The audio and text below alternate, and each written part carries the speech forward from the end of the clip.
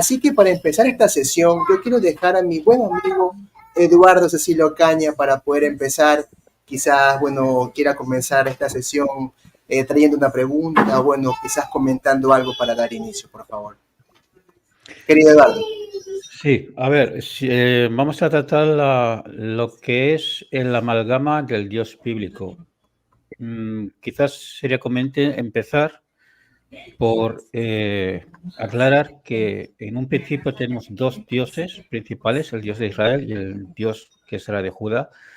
Interesante explicar un poquito el origen del Dios Yahvé, sus orígenes como Dios tribal, por ejemplo, y los orígenes del Dios de Israel, y como luego, pues a lo largo de la historia, se van fusionando no solo estos dos dioses, sino que se va fusionando con otros dioses aparte del Dios Yahvé y el Dios El.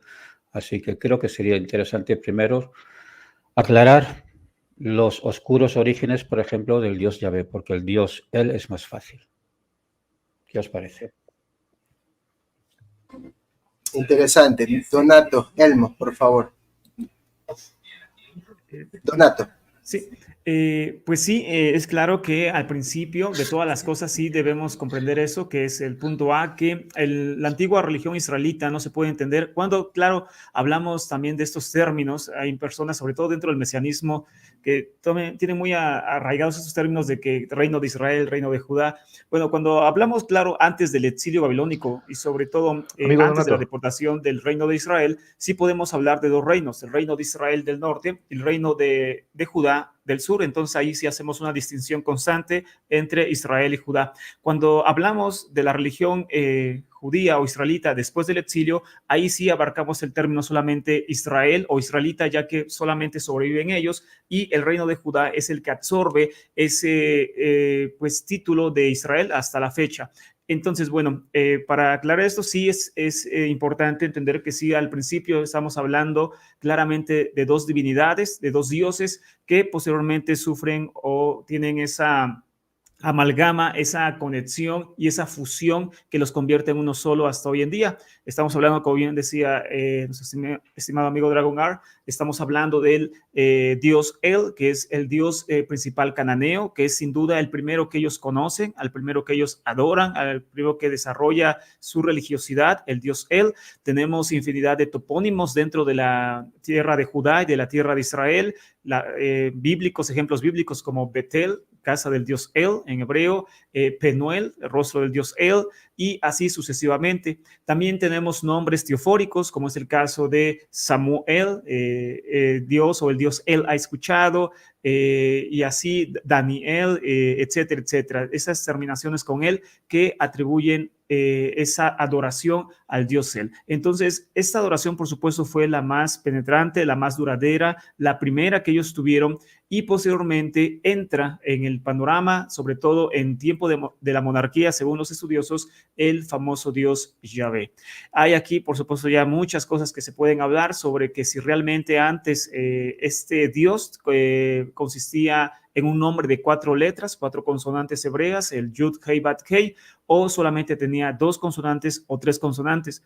Esta deducción también se deriva de varios escritos que se han encontrado, algunas variaciones de nombre, como son en los papiros de Elefantina en Egipto, que datan del siglo V antes de Cristo, entre otras tantas cosas, inscripciones que encontramos también fuera de Israel, como es en Moab, etcétera. Sin embargo, pues para no abarcar más tiempo, podemos decir que sin duda el primer paso para entender la religiosidad israelita antigua es comprender y analizar que la religiosidad antigua israelita se confeccionó con 2 divinidades, la primera de ellas El y posteriormente Yahvé. Ya por supuesto después podemos seguir hablando de cómo empieza este amalgama para convertir en una sola divinidad a ambos dioses, como es hasta el día de hoy, y por supuesto ya los escribas hebreos lo redactan como Yahvé Elohim, o atributos semejantes, Yahvé Elión, etcétera, que ya ahí muestran esta amalgama ya muy, pero muy puesto antes del exilio babilónico, un poquito antes del exilio babilónico. Eduardo, por favor. ¿Qué os ¿O qué podemos aportar a la gente para que entienda los orígenes del Dios Yahvé?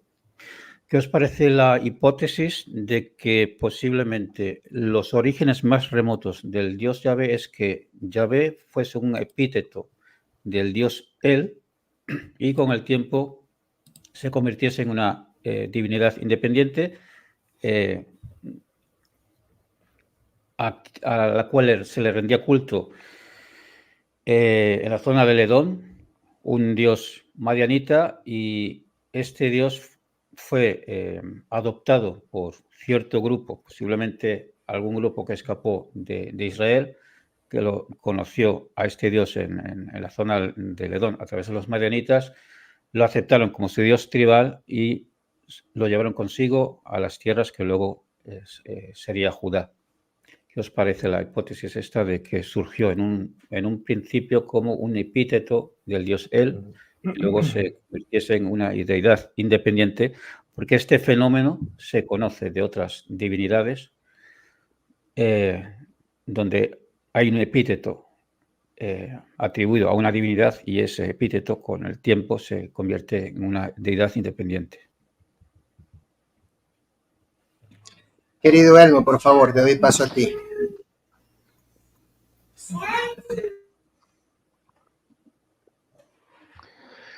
Bien, en todo análisis relacionado con estos temas, hay algo que siempre he aprendido y es un análisis diacrónico del asunto. De esa manera podemos hacer un seguimiento, ¿cierto?, a la temática, por ejemplo, que hoy nos congrega. En mi caso, he tenido que hacer un seguimiento. Yo tengo 3 puntos interesantes en cuanto a esto, en cuanto a separar los periodos para poder entender esta fusión de este Dios. Lo primero, como todos han señalado, es el periodo de los patriarcas, con una religión netamente de origen cananea. El segundo periodo yo lo he dividido desde el Éxodo al Deutero e Isaías, Deutero Isaías, y el tercer periodo, el exilio más toda la teología deuteronomista. Como ha señalado uno de mis grandes autores, Thomas Rumer, cuando uno abre la Biblia, lo primero que se encuentra es con un nombre genérico, Dios. Pero cuando uno entra o empieza a ahondar en el asunto, se encuentra con una palabra plural, que posiblemente puede entenderse como Dios o dioses, dependiendo de cómo el verbo, ¿cierto?, en este caso vará, pueda cambiar el contexto. Pero para lo que nos reúne, y dentro de este contexto cananeo, Elohim no era extraño entenderlo como dioses. Entonces, para el momento histórico de los patriarcas, esta religión es netamente cananea. Es difícil poder separar entre el contexto vital, histórico, y el contexto teológico cuando uno lee la Biblia. Permiso. Este gatito me... Hay que hacer una cirugía ahí al texto para poder entenderlo primero en su momento histórico y luego entender la teología. Claramente, como vamos a señalar todos, porque yo creo que todos conocemos esa fuente, tenemos al Dios principal, Él, que es hay una amalgama, una fusión con Yahvé muy interesante que no quiero adelantarme para poder seguir el orden que yo tengo.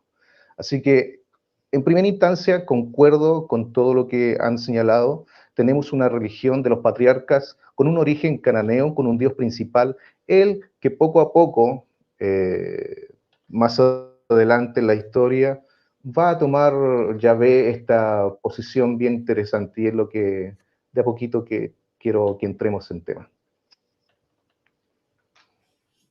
Alonso. Gracias, querido Elmo, gracias. Bueno, quiero darle paso a Pía para, bueno, que pueda preguntarle algo a Eduardo referente a lo que estamos haciendo. Ya planteó, bueno, un primer comentario Donato, ahora Elmo. Quizás usted quiera preguntarle algo a Eduardo para seguir con la secuencia, por favor, Pía. Micrófono. Micrófono, Pía. Es que también tengo niños, entonces si lo dejo prendido se escucha. Respecto a lo que estaba comentando Eduardo, si Yahvé podría ser una... ¿Cuál fue la palabra que utilizaste? Epíteto. Epíteto.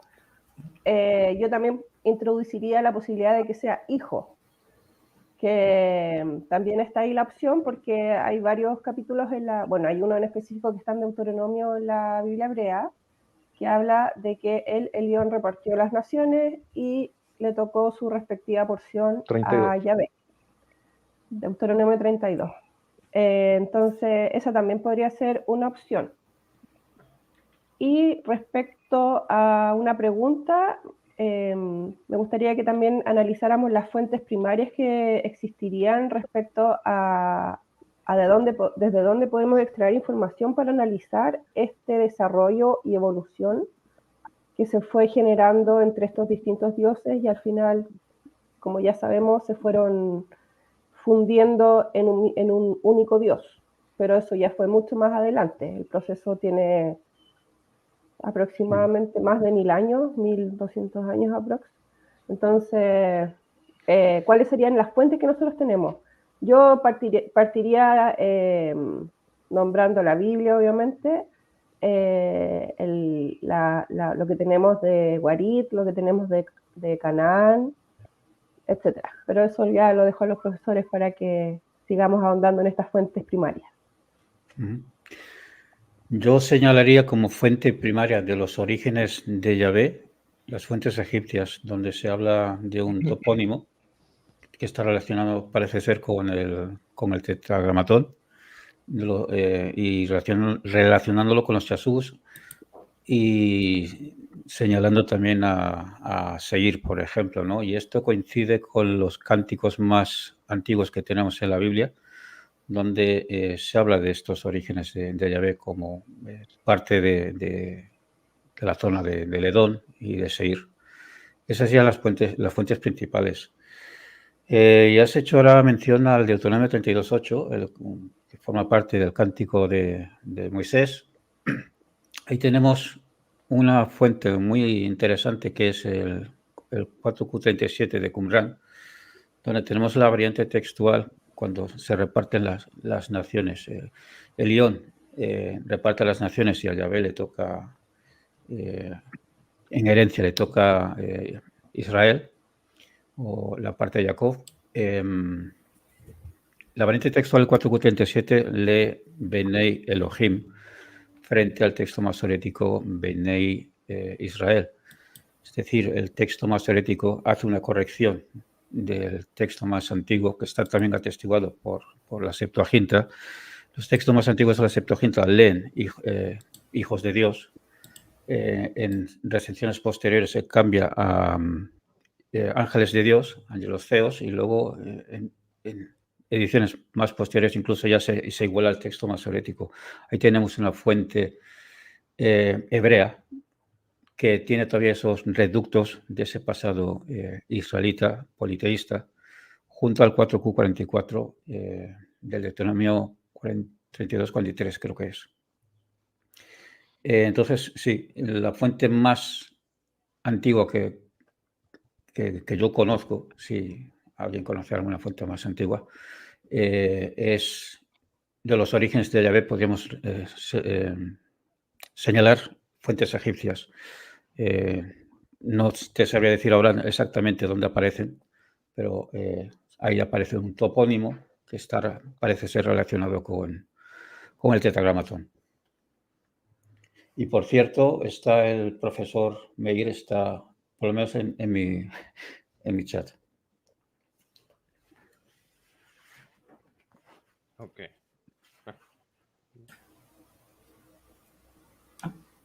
Donato, por favor, sí. Listo. Ahí le damos paso a Nathan. Por favor, amigo. Claro que sí. Pues sí, sobre ese punto de cómo entra o en qué postura entra el Dios Yahvé, podemos entender, o yo por lo que puedo entender, es que entra así primero como un hijo, entra al panteón israelita o judío como del reino de Judá, como un hijo del Dios El. Posteriormente, ya a través de la evolución y pues dentro de mi entendimiento, posiblemente en la época de Josías es cuando empieza a ser ya un Dios supremo, ¿no? De todo el panteón y por supuesto ya una fusión con el Dios él, por supuesto, pero también obviamente ya con todos los demás dioses, Baal y el dios Shemesh, etcétera, etcétera, con infinidad de dioses, el dios Mod, todo un panteón cananeo que se le atribuye a Yahvé, pero yo creo que al principio entra como un hijo. En cuanto a epítetos, lo que está en mi conocimiento, lo más cercano que tenemos a epítetos del dios Yahvé posiblemente sea el dios Kos, el dios de Dom, donde se cree que Yahvé es un epíteto del dios Kos y viceversa, y que posiblemente sí, Yahvé es adorado primitivamente en esa zona del mundo, en la zona del Sinaí, en Moab, en toda esa zona, por supuesto, donde ya después Israel lo conoce. De ahí es donde también se han encontrado registros muy antiguos de inscripciones al dios Yahvé en la península del Sinaí, con inscripciones pues ya muy antiguas, ¿no? También hablando de él y la diosa Asherah en su unión con ella. Pero yo creo que sí, al principio él entra como un hijo y posteriormente pues ya toma toda la supremacía del panteón israelita hasta convertirse en el Dios universal y el Dios todopoderoso de todas las cosas que hasta hoy conocemos. Excelente, querido Donato. Bueno, por aquí saludo a mi amigo Nathan BTQ. Amigo, ¿cómo estás? Bienvenido. Muy buenas tardes. Un gusto verte por acá otra vez. Bueno, saludos a todos. Saludos, amigo. Imagino que ya estás en contexto de lo que estamos hablando, ¿no? Así que nada, bueno, ¿qué opinión quizás puedas darnos con respecto a lo que Eduardo mencionó, lo que Pía preguntó y bueno, lo que han comentado Nathan y el profesor, Donato y Elmo, sí, perdón. Ok. Antes que nada, una pequeña disculpa aquí a los colegas de la audiencia, tuve aquí un pequeño retraso, pero bueno, ya, estoy aquí. Sobre este tema y conectándolo con la pregunta que hizo Pía, de cuáles son las primeras fuentes de las que gozamos para poder conocer los orígenes del dios Yahvé, en adición al epistolario de Tel el Amarna, que ya comentó Dragonard, y la literatura ugarítica, que ahorita acaba de mencionar Donato, que ojo, no es que Yahvé aparezca explícitamente dentro de los textos ugaríticos, sino que estos nos dan testimonio de cuál era el mindset, de cuál era, es decir, el panorama mental y el contexto cultural, algunos dirían el zeitgeist, tiene muy mala fama ese término por un pseudo documental que se publicó hace tiempo, de triste memoria. Pero la literatura de Ugarit nos da una idea de cómo es que pensaban las personas que habitaban en la región de Canaán. Y eso nos permite poder embonar las piezas del puzzle, del rompecabezas, que están dispersas en las otras fuentes. Y por supuesto, creo que aquí sí es necesario reconocer que la propia Biblia, o mejor dicho, los diversos documentos contenidos en las escrituras hebreas, porque a veces tendemos a presentar a la Biblia como si fuera una sola fuente, ¿no? Cuando en realidad es una colección de fuentes. Y esto es un error que desgraciadamente se comete tanto del lado de los estudiosos confesionales, y en particular los apologetas, e incluso del lado de los estudiosos no religiosos, sobre todo cuando prima el deseo de hacer polémica en contra de la Biblia y se le quiere descartar de una sola. Entonces creo que sí es menester reconocer también que las diversas fuentes contenidas en la Biblia nos sirven a este propósito. Por supuesto que, al igual que sucede con cualquier otro documento histórico, hay que tratarlas con un espíritu crítico, no asumir prima facie su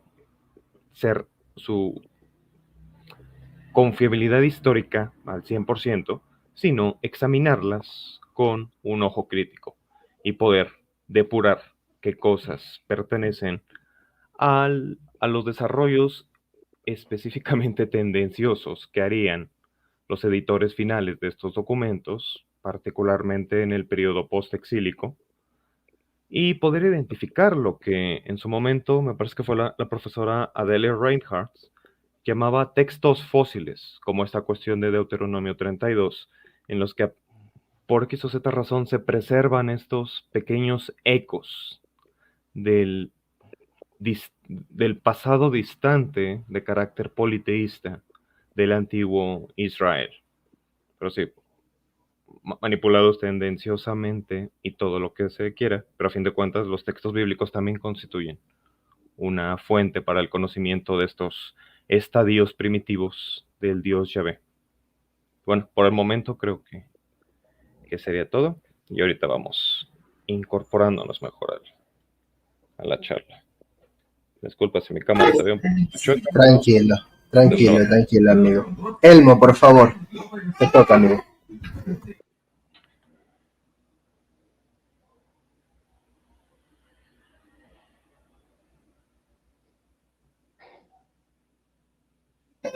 Hola, Elmo, amigo.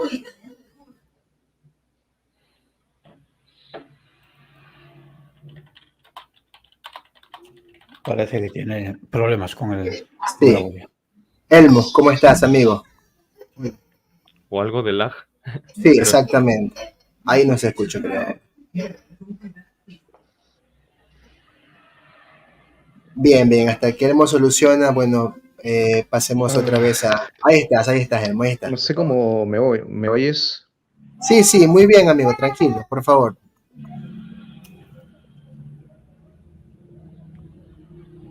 ¿Quién? ¿Yo? ¿Alonso? Sí, Elmo, tú, amigo, tú, sí. Ya, en lo personal escucho muy cortado a mi amigo Eduardo, casi no lo oí, se le fue la imagen, así que espero que mi intervención pueda ser lo más clara para que no caigamos en esto del Internet. Bien, quiero hacer hincapié en esto de los textos fósiles que me parecen bastante interesantes, porque como he señalado, claramente en la Biblia tenemos una edición, una visión teológica, una reinterpretación, y que hay que tomarla con pinzas para poder entender todo este proceso de fusión. Yo que vengo de un mundo teológico confesional, todos estos nombres, como los que tenemos en Ugarit, el Shaddai, el León, el Olam, que posteriormente se fusionaron al Dios Yahvé, son entendidos tributos de este Dios Yahvé. Pero nosotros los entendemos desde un contexto histórico, sabiendo que estos dioses que nos muestran, por ejemplo, este registro, posteriormente se asimilaron a este contexto religioso de fusionar las características de estos dioses a un dios que poco a poco fue tomando la fuerza en una idea de Dios universal. Por ejemplo, quiero citar 3 versículos para poder relacionar esta idea. Génesis 14:22 dice, pero Abraham dijo al rey de Sodoma, alzo mi mano ante el Dios Altísimo, ¿cierto? El Elión, creador del cielo y de la tierra. Génesis 17:1, cuando Abraham tenía 99 años, se le apareció Yahvé y le dijo, yo soy el Shaddai, o el Dios Todopoderoso, anda en mi presencia y sé perfecto. Génesis 21:33, y Abraham plantó un tamarisco en Berseba e invocó allí el nombre de Yahvé, Dios eterno, o sea, el Olam.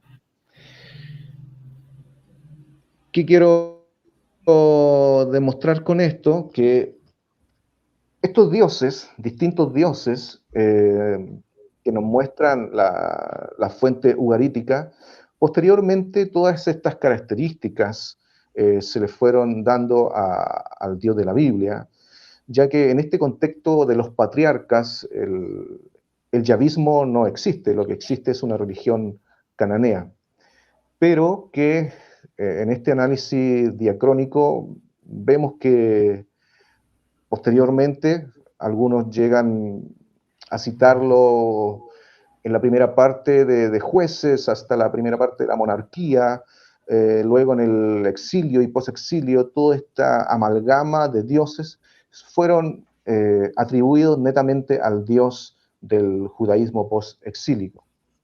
Entonces, para entender esta fusión de atributos, hay que entender de que, primeramente, hay una religión cananea, hay un dios principal, y que, como se ha señalado en la cita de Deuteronomio 32, hay un dios principal en donde Yahvé simplemente es uno más, es un hijo o un dios menor a quien se le da un territorio, el cual es Israel, pero que no es el Dios principal, no es el Dios que luego encontraríamos, por ejemplo, en el Deutero Isaías, que empieza a hablar de un Dios muy universal, un Dios no solamente de Israel, sino de las naciones, un Dios que no solamente hace pacto con Abraham, sino que ya lo ha hecho con Noé.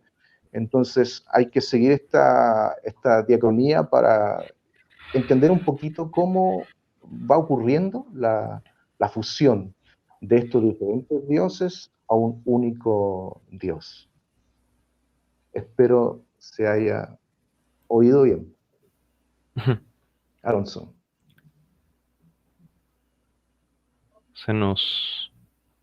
Creo que se nos fue Alonso, fue raptado por el Señor.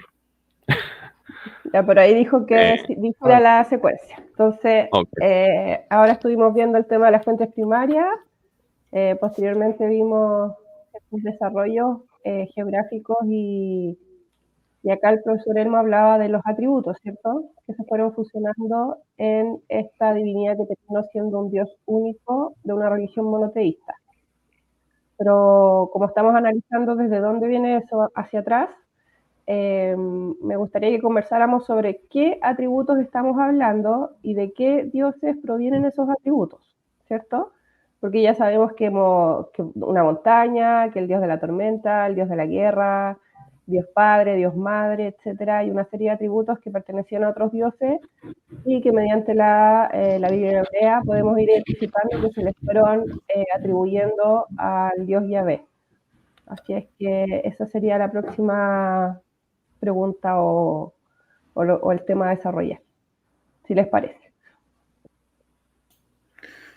Vale, yo señalaría un epíteto, El Shaddai, Dios de la montaña. Resulta que tenemos varias tradiciones sobre Abraham.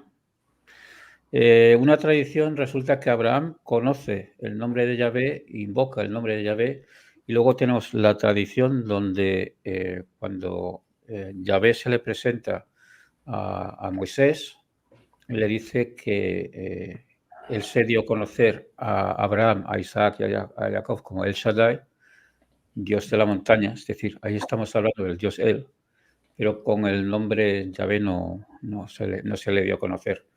Ahí estamos ya viendo una fusión entre el dios cananeo él y el dios, en un principio era un dios tribal, pues ahora ya adquiere un rango superior y ahí tenemos una fusión, una de las primeras fusiones donde se fusiona al dios él con Yahvé.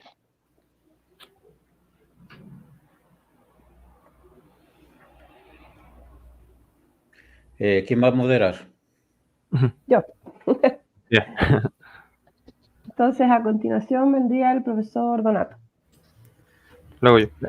Bueno, ¿cómo? Natal llega atrás, llega después y quiere manejar la micro. Calma, Natal, calma. Ya, profesor Donato. Ok.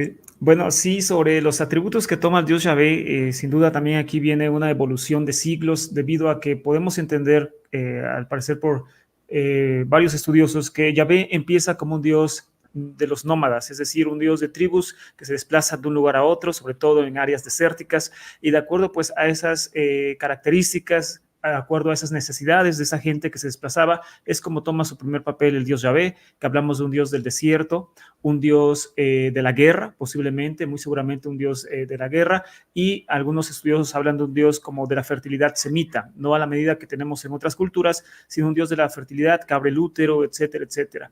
Posteriormente, conforme se van asentando ya estas tribus y llevan, seguramente, así que pasan a traer al Dios Yahvé de la península del Sinaí, se lo llevan a tierra que ahora se conoce como tierra israelita, es donde empieza a, por supuesto, a necesitar otros atributos necesarios para las necesidades ya sedentarias de esas tribus, como son la tormenta y más rasgos de fertilidad, además de rasgos solares, por supuesto, y así sucesivamente de acuerdo a las necesidades de una comunidad ya sedentaria, una comunidad con otro tipo de necesidades religiosas, por llamarlo así.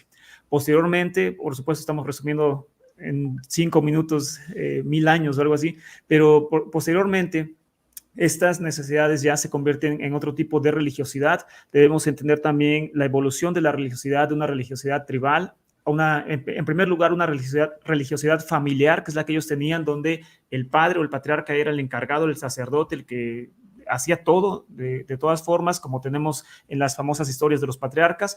Posteriormente ya empieza una religiosidad tribal y posteriormente ya una religiosidad de Estado.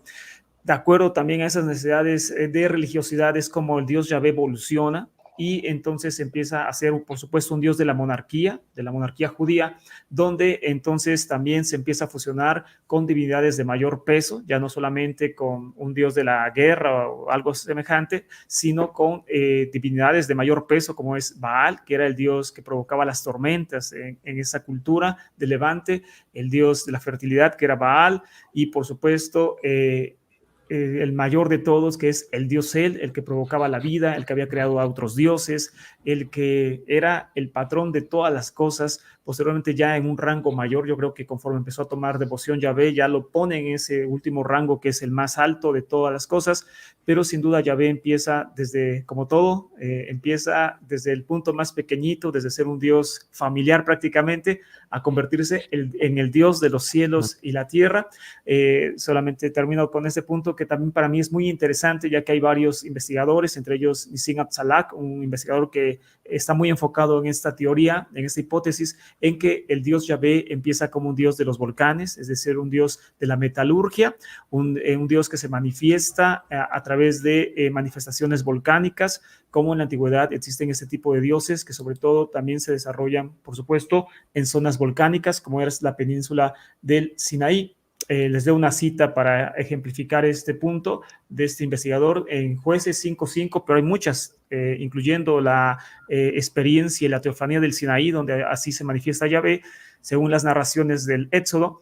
Pero en Jueces 5:5 dice: los montes se estremecieron ante la presencia de Yahvé, aquel Sinaí ante la presencia del Dios de Israel. En el verso 4 dice: Yahvé, cuando saliste de Seir, otra vez la zona del sur, la zona del Sinaí, cuando marchaste del campo de Edom, la tierra tembló, también cayeron gotas del cielo y las nubes destilaron aguas, y posteriormente habla de esta manifestación supuestamente del Sinaí, que es una clara descripción, o por lo menos muy, pero muy parecida a una erupción volcánica. Entonces, este investigador tiene esta hipótesis, la desarrolla muy bien, es israelita, es judío, de un dios que empezó también como un dios de la metalurgia, de los volcanes, por supuesto del desierto, y que ahí, como dijimos, a través de los siglos es como empieza a tomar atributos de importancia hasta llegar sin duda al Dios que hoy conocemos, que es el Dios todopoderoso, el Dios de la eternidad, el creador del universo y todo aquello que ya, por supuesto, ya llegó a nuestros días. Ok, aquí me llama mucho la atención y creo que es necesario destacarlo, de esto que comentó el profesor Donato, que Yahvé originalmente, y este es un escenario muy probable, hubiera sido concebido con los atributos principales de ser un dios de carácter volcánico, vamos a decirlo así, y desértico. Incluso un académico contemporáneo, como lo es el profesor David Lidwa, en una obra recientemente sacada que se llama The Evil Creator, el creador maligno, que trata sobre la idea del demiurgo, Yahvé entendido como un dios de carácter inferior y demoníaco en el pensamiento gnóstico posterior. Él llama la atención sobre el hecho de que en medio de las controversias que se dieron, o mejor dicho, polémicas mitológicas que se dieron entre judíos y egipcios en, ¿qué queremos?, del siglo II antes de la era común en adelante, algunos egipcios, y de esto dan testimonio diversos papiros mágicos, habrían llegado al punto de identificar a Yahvé mismo con Set, que es precisamente el dios egipcio asociado a los desiertos, a la guerra, a la violencia, al fuego, al color rojo, etc. Y precisamente lo hacían basados en esta cuestión de que los judíos les decían en sus propios textos mitológicos. Digo mitológicos no en un sentido despectivo, sino en el sentido que le da a la palabra mito un Mircea Eliade, de historia sagrada, fundacional. Hoy en día tendemos a pensar que mito es algo así como sinónimo de falsedad, ¿no? Me estás contando un mito, tu historia, tu coartada es un mito. No, no estoy siendo peyorativo con el uso del término mito. Pero bueno, los judíos pintaban a fin de cuentas a los dioses egipcios como bastante incompetentes en el asunto del éxodo. Les decían, mire, nuestro Dios nos sacó de vuestra tierra, nos liberó con mano fuerte y toda esta retórica, ¿no? Y los egipcios decían, a ver, si ustedes judíos dicen que su Dios, a quien querían adorar en el desierto, lo sacó con mano fuerte, pues en una de esas sí, pero no es que haya sido precisamente un Dios luminoso, un Dios noble, de carácter digno de ser adorado, sino porque ustedes, judíos, están adorando a Set mismo, este Dios demonio de los desiertos. Eso formó parte de estas controversias y polémicas entre uno y otro. Y bueno, recomiendo ese texto para profundizar en ese tema. Insisto, relativamente reciente, me parece que salió en 2020, año de la pandemia, precisamente. Y bueno, con respecto al propio Yahvé y su relación con él, creo que hay algo que a menudo saca de onda, como se dice coloquialmente en México a las personas, y es cuando, incluso en el título mismo del video, ¿no? Ponemos una fusión de dioses, una combinación de dioses, y uno, tal vez observando desde fuera, se pregunta, ¿cómo es eso posible? ¿Cómo es que los dioses se combinan? Y es que esto a fin de cuentas también implicaría, a mi parecer, el discutir un poquito de filosofía de la religión e incluso del abordaje que se hace desde la psicología de la religión y desde las neurociencias y la ciencia cognitiva sobre cómo los seres humanos entendemos a los dioses en sí mismos. A este respecto, permito recomendar a la audiencia dos textos, este del profesor Daniel McClellan, que se llama Las imágenes divinas de Yahvé, un enfoque o un abordaje cognitivo. Desgraciadamente solamente está en inglés, no está en español. El que sí está en español es este que se llama La evolución del cerebro y de la idea de Dios, los orígenes de la religión, del psiquiatra Edwin Fuller Torrey. En este libro lo que se hace es explorar cómo los seres humanos entendemos exactamente la idea de los dioses. Resumiendo, y con esto cierro, los dioses, sea Yahvé, sea Alá, sea Quetzalcóatl, Huitzilopochtli, sea Ahura Mazda, el dios zoroástrico, sea Nzambi el más alto, el dios del palo mayombe, etc., son entendidos por los seres humanos, y aquí citando las palabras que utiliza el profesor McClellan, son agencias invisibles, es decir, son seres de carácter personal, profundamente antropomórficos, que son concebidos como existiendo en algún plano oculto de la realidad, pero interactuando continuamente con esta. Y hago mucho énfasis en este término de agencia, insisto, porque implica el concederles este carácter personal, antropomórfico, consciente, inteligente, profundamente emocional, en la mayoría de las ocasiones. Y en base a eso, en base a esta concepción de los dioses, creo que también deberíamos de poder articular esta noción de cómo es que los dioses se van fusionando unos con otros. A veces yo me he referido a los dioses como personajes literarios, lo cual sería un poco complicado porque no todos los dioses son personajes literarios. Hay muchos dioses que viven solamente en las distintas culturas humanas a través de la tradición oral. Digo, ya en el presente la mayoría se han puesto ya por escrito. Pero bueno, ya con esto cierro, los dioses se pueden combinar en el sentido de que estos personajes, estas agencias invisibles, al estar todas las culturas continuamente en comunicación unas con otras, los dioses muchas veces son una de dos, o sincretizados, es decir, literalmente dos dioses se combinan en uno mismo, como el caso de Hermanubis, que fue el resultado de combinar al dios Hermes y al dios Anubis, o bien lo que sucedió en el caso de Yahvé, que es que Yahvé terminó subsumiendo a él, el dios supremo de Canaán, terminó identificándose con él y absorbiendo los atributos de él en su calidad de cabeza del concilio divino, cabeza del panteón cananeo, y de ser este dios con los escuetos atributos de ser un dios desértico y un dios volcánico, y a lo sumo un dios guerrero, termina absorbiendo todos los demás atributos de él, como cabeza del panteón, como el juez sabio, como el rey supremo, etcétera, etcétera. Es por esta interacción que se da entre los dioses como personajes mitológicos, insisto, según McClellan, agencias invisibles, que es posible que estos dioses interactúen de estas maneras tan peculiares al entendimiento tradicional que se tiene de ellos. Y ya, me callo.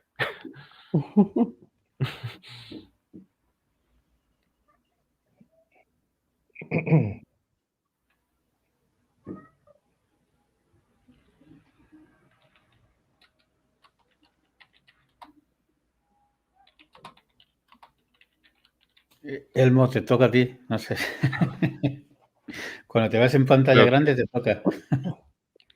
Creo que tiene un poco de lag, Elmo. Ok. Sí. Perfecto, perfecto. Como se dice en México, Bien, hay un poco de Elmo en ese lag. esta línea, hay algo que me parece muy interesante de cómo Yahvé absorbe las características, por ejemplo, del dios El, ¿cierto? Un dios que era el dios amable, el dios compasivo, el creador de todo, el padre de los dioses.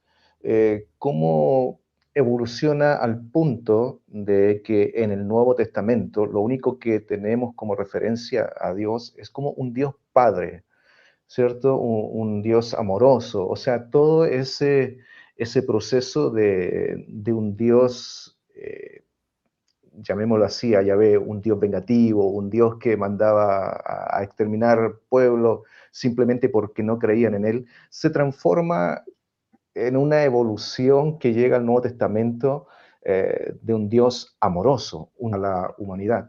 O sea, hay toda una evolución interesante de un Dios bélico a un Dios padre.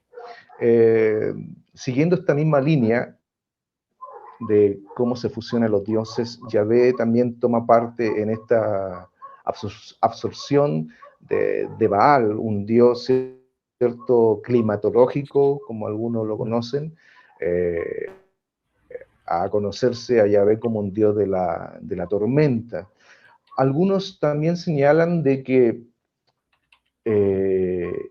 la religión de Yahvé absorbe en alguna manera con esta idea femenina de la Shekinah, de la presencia divina, al tal punto de que cuando encontramos restos arqueológicos, no se me viene en este momento el nombre, pero encontramos a Yahvé que tiene a Achera como consorte. O sea, este dios Yahvé, en palabras quizás un poco vulgares, le ha como paréntesis quitado, ¿cierto? para la audiencia, a lo que se refiere Selmo son las inscripciones de La esposa Ruth al dios él y Kirvet y del la Pont. ha tomado para así, en este proceso de fusión de las divinidades.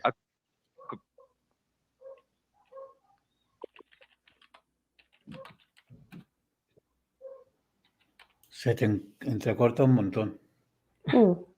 Sí. Esto no es Correcto. un debate, pero Correcto. es una charla, pero entrecortado, pero se entendió. Y sé que los que nos oyen manejan un poco toda esta información. Sí. Yo no sé hasta qué punto en el Nuevo Testamento a Dios se le presenta como un padre amoroso frente al Dios Bien. vengador, porque ahí tienes a Jesús Dale. recordando en las Ayes a Corazín, a Betsaida y a Capernaum, que van a sufrir peores castigos que los que sufrió Sodoma, por ejemplo. Y luego tienes la idea del castigo eterno, que no está en el Antiguo Testamento. Entonces, para mí, que el Dios del Nuevo Testamento es incluso más perverso, porque el Antiguo Testamento Claro. te hace desaparecer de la existencia y se acabó. En el Nuevo Testamento se tiene esa idea. Una idea que surge en el judaísmo del Segundo Templo, ¿no? Porque la idea del infierno no es una idea de los cristianos, es una idea que surge ya en el judaísmo del Segundo Templo. Tienes el libro de Enoch, donde se identifica el Gehenna como un lugar de castigo. En ese caso concreto es para los ángeles caídos, pero se tiene ya la idea de un lugar de castigo eterno, aunque sea en este caso para los ángeles, aunque el Gehenna en el Antiguo Testamento nada tiene que ver con ninguna idea de un lugar de castigo eterno, lo que sea. Luego tienes en Qumran se identifica el Sheol. En el rollo de la guerra, por ejemplo, se identifica el Sheol como un lugar de castigo con fuego eterno. Y evidentemente en el Antiguo Testamento el Sheol no tiene nada que ver con eso, pero ya se desarrolla esta idea en el judaísmo, el Segundo Templo, y es la idea que hay detrás de Jesús cuando te habla del Gehenna y el fuego que nunca se apaga. Pues él, como judío apocalíptico de su época, pues pensaba eso. Entonces yo no sé hasta qué punto realmente el Dios del Nuevo Testamento es el Padre amoroso.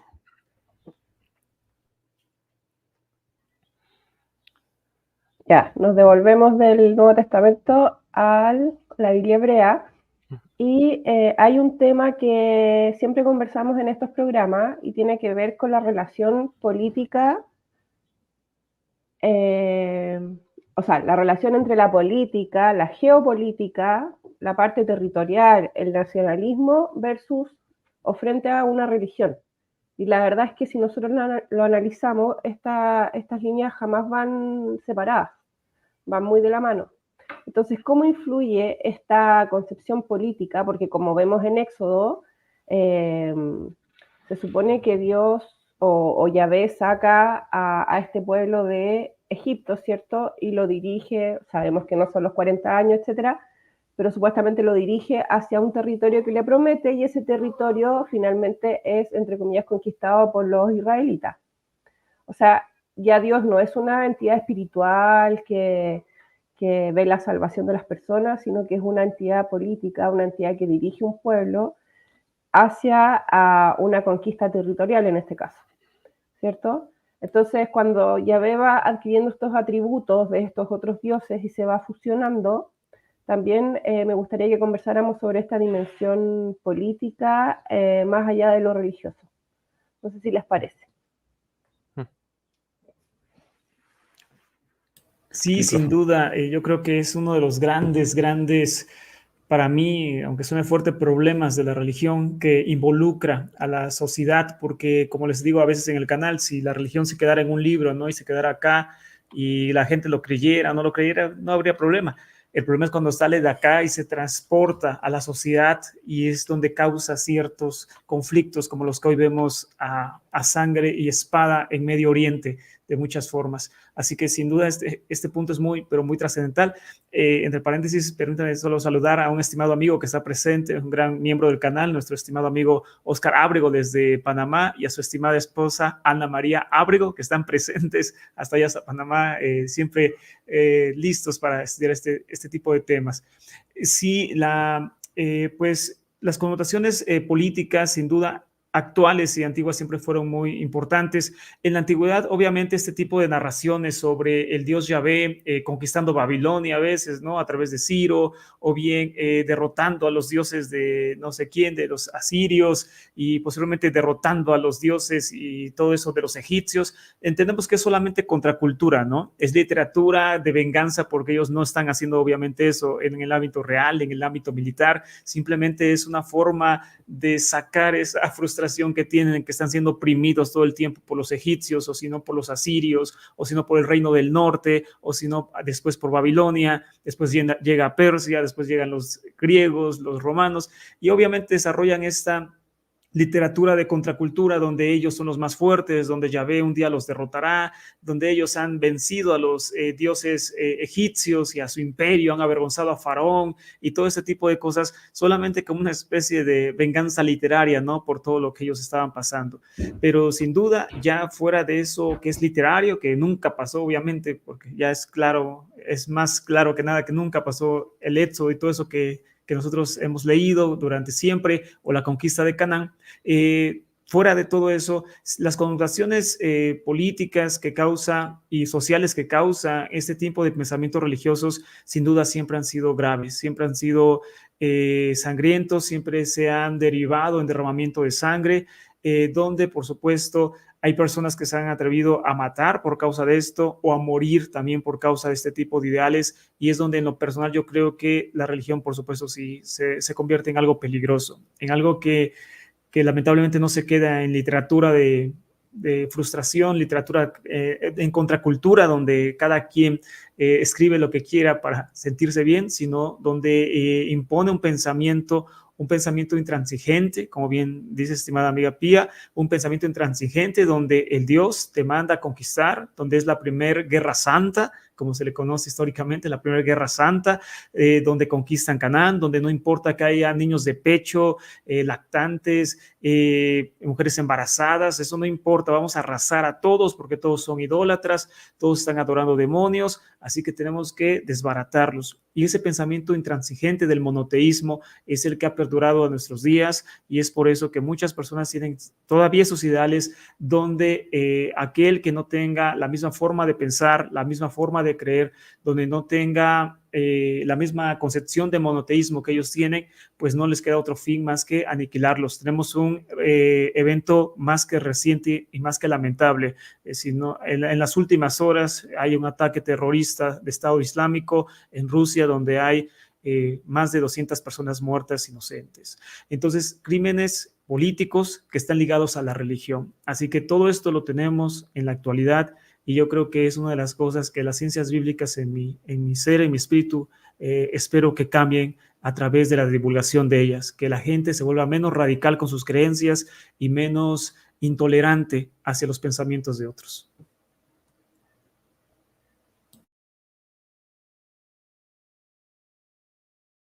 Micrófono, micrófono. Ahí está, que sé, me lo apagó Yahvé. Sobre esta última frase que comenta Donato, me llama mucho la atención. Y me vino a la mente una serie de dichos del maestro Arthur Schopenhauer, el famoso filósofo del pesimismo, valga la repetición, del pesimismo filosófico. Y es que él dijo en una ocasión, el Dios monoteísta es por definición un Dios intolerante, a diferencia de los dioses de los panteones politeístas. Estoy parafraseando, citando de memoria. Parece que están contenidos en los diálogos sobre Parerga y Paralipómena. Hay que cotejar el dato. Pero bueno, dice, el Dios monoteísta es el Dios intolerante por naturaleza. ¿Por qué? Porque solamente Él es el que no tolera siquiera la existencia de colegas suyos. Si los dioses politeístas, con todos los defectos que se le puede atribuir a las distintas culturas paganas, al menos no se estaban conflictuando por este punto en concreto de te voy a imponer a mi Dios, o tu Dios es incorrecto, o tu Dios no existe, o tu Dios es un demonio. Algo que cobraría especialmente fuerza en la retórica de los padres cristianos primitivos. Justino Mártir fue quien popularizó la idea de que los dioses paganos eran demonios. Él heredó, no es que sea original suya, pero él la mediatizó tremendamente. Ahora bien, sobre esta cuestión que se comentaba sobre si Yahvé era un dios justo, o justiciero, o violento, un dios judicial, alguien en alguna ocasión le llegó a llamar. A veces se piensa que son solamente los llamados New Atheists, los nuevos ateos, Dawkins, Harris, Dennett, Hitchens, etc., quienes le tienen antipatía al Dios del Antiguo Testamento. Se piensa, no, es que son, como Lidward describió una vez a Richard Carrer, otro New Atheist, se le tiene animadversión al Dios del Antiguo Testamento, por eso escribe mal sobre él, ¿no? Es curioso, pero no han sido los únicos a lo largo de la historia, los únicos personajes que al leer las escrituras hebreas se percataban de que esta deidad dista mucho aún de la propia imagen de Dios. ya de carácter más paternal y amoroso, que imperó en el cristianismo. Vámonos a un ejemplo concreto, el teólogo Marción de Sinope, que en el siglo II tomaba las escrituras hebreas en un lado y las escrituras, bueno, los textos que contenían alusiones a Jesús en el otro. Marción mismo fue el catalizador de la formación del Nuevo Testamento y decía, a ver, uno me dice que ponga la otra mejilla y el otro me dice que vaya y aniquile al pueblo enemigo. O sea, no puede ser el mismo Dios. Uno me dice que sea tolerante y que perdone todas las veces necesarias. Y el otro me dice que se va a cobrar las ofensas que le hicieron los seres humanos en los hijos hasta la no sé qué generación. O sea, no pueden ser el mismo Dios. Esto lo plasmó en su obra, Las Antítesis, y concluyó que eran dos dioses diferentes, que no podían ser el mismo. Y era un cristiano. O sea, no era un ateo, no era un malvado descreído, materialista, nihilista, protosadeano. No, era un cristiano. Y posteriormente, todas las diferentes escuelas gnósticas heredaron este mismo juicio de Yahvé, que era un dios volcánico, temperamental, incluso maligno. Algunos llegarían a identificarlo con el diablo mismo.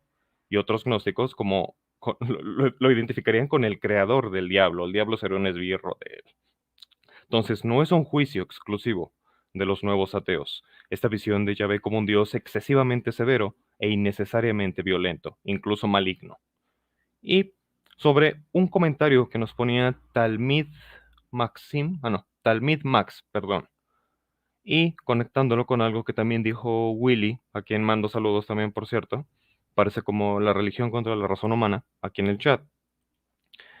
La cuestión de Asherah, y también relacionándolo con esto de los atributos divinos. Ciertamente, cuando Asherah, que es mencionada, y aquí complementando lo que nos decía el profesor Elmo, en las inscripciones de Kuntillet Ahrut, ahorita las vuelvo a poner en el chat, el nombre, está un poquito confuso, y las de Kirbet del Qom, cuando Asherah, que era la diosa madre de él, algo que Yahvé también se quedó de él, eso sí es feo, que se queden con tu esposa, ¿no? El La devoción israelita pierde a su componente femenino, pierde al componente femenino del reino divino. Y de una u otra forma, Yahvé, por muy extraño que parezca, tuvo que, hacía la fuerza, como una piedra a la que tratas de embonar en un zapato, tuvo que absorber ciertos componentes femeninos. Obviamente el resultado final nunca fue particularmente apropiado, pero podemos verlo en pasajes proféticos en los que se habla de Yahvé, como el que tiene a su hijo en Egipto, que no es el Mesías como tradicionalmente se piensa, sino el hijo que saca de Egipto, en pasaje de Isaías, por ejemplo, es el pueblo de Israel, donde se describe este lado de nurture, de cuidado de Yahvé, que es una manifestación de eso femenino que se perdió en la religión israelita, cuando Asherah desapareció. Y esta noción de la Shejina, que también apropiadamente nos señaló Elmo, se desarrollaría inicialmente, y con esto me refiero al judaísmo del Segundo Templo, a este periodo, primero como un concepto que hace referencia a la pura presencia divina, en abstracto, digamos. Ya sería hasta el advenimiento del pensamiento místico, especialmente la fase de la Cábala, siglo II en adelante, 12, perdón, creo que se oyó como 2, 12, donde Scholem ubica, por ejemplo, el nacimiento de la Cábala con los llamados gnósticos de Castilla, Isaac Jacoben, Moshe de Burgos y Todros Abulafia, que la Shejina ya empieza a ser pintada en los textos cabalísticos como una antropomorfización femenina de Yahvé, como su componente ya decididamente femenino. Incluso el Zohar, por ejemplo, llega ya a presentar imágenes muy atrevidas de la Shejina como una doncella o como la reina de Dios. Se decía que la Shejina era la reina de Yahvé y que Lilith era su concubina, por ejemplo. Y bueno, nomás para aclarar esos puntos. Y bueno, de saludos, ya con esto me callo. A Laila, que también lo ubico de otros espacios, también ya la saludé aquí en el chat. A David Emanuel García, que nos acompañó en algunas transmisiones anteriores. A Willy ya lo saludé. Y el profesor Jordi Torres, que también dio una ponencia brillante con Alonso el día de ayer. Oye. Los saludos a todos.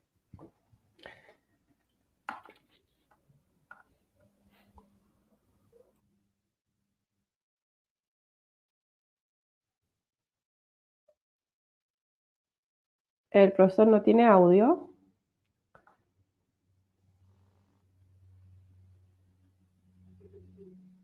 Está silenciado, tiene que sacar el micrófono. Y ya regresó Alonso Ahí del sí. rapto también. Ahí sí.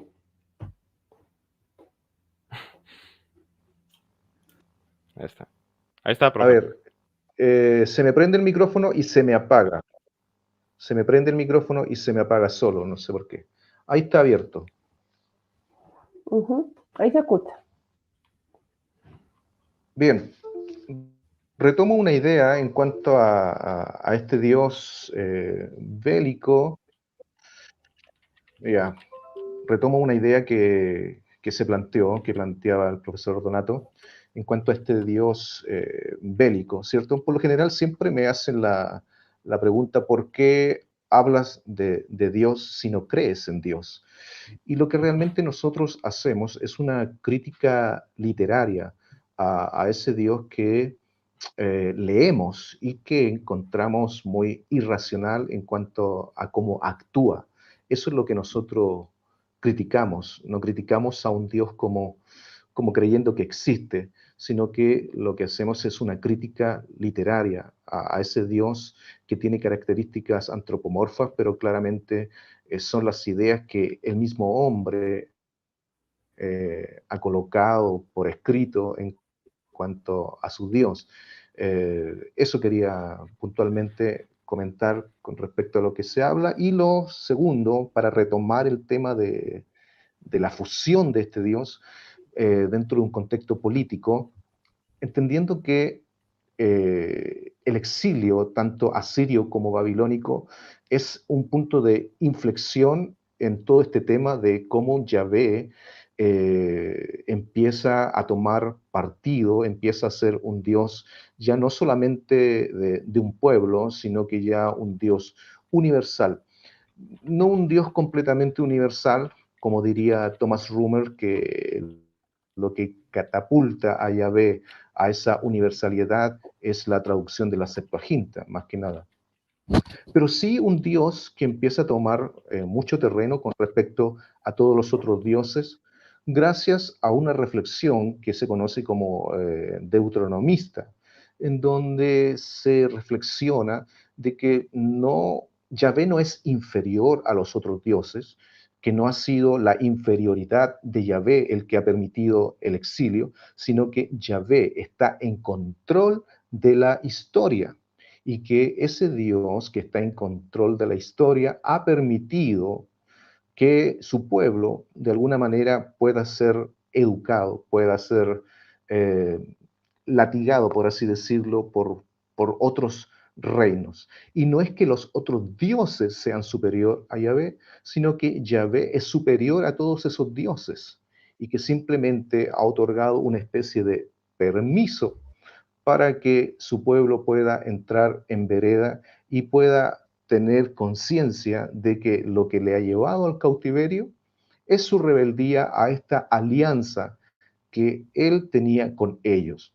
Entonces, dentro de esta fusión, dentro de un marco político, la reflexión deuteronomista me parece bastante interesante al señalar de que Yahvé es un Dios superior a todos los otros dioses. Y en esta superioridad, Él ha tomado para sí todas las características de los otros dioses.